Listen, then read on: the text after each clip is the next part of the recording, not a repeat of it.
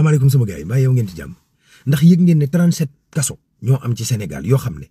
li ñu mënoon a jël ci ay doomu aadama matul juróomi junni 5000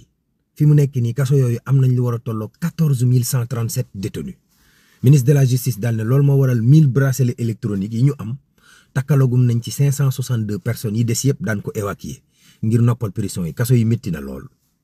doomi Sénégal yi nekk bitim réew ak fuñ mënti nekk ci bitim réew ci atum 2024 li ñu dugal ci réewum Sénégal ñu koy jëfandikoo ci xaalis war naa toll ci 1847 milliards de francs CFA doomi Sénégal yi ne ci bitim réew ñooy jàmbaar.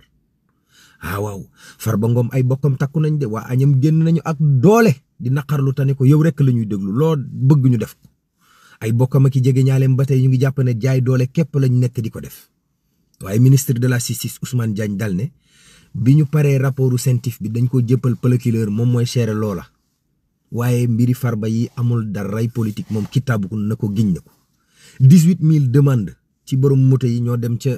ministère yi ñu war leen a matriculer juróomi junni lañ ci jot a matriculer 5000 waaw matriculer nañ leen de Tabaski Ngom moom jàllale nañ ko ca kaso ba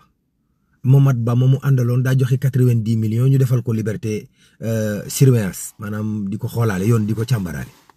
waaw ña baraake woon hôtel Riu Baobab Samba Boy yooyu gendarme yee leen topp ci caméra de surveillance ba fekk leen ca benn place Ngazobil ñu tëdd fa 5 heures du matin ñu ne leen pëkk takkal leen lam yi Yaaya Jammeh nee na daa bëgg a dellu si waat Gàmbi jëlaat réew ma doxal ko ndax fi mu nekk ni la fa am jaaxal na ko waaw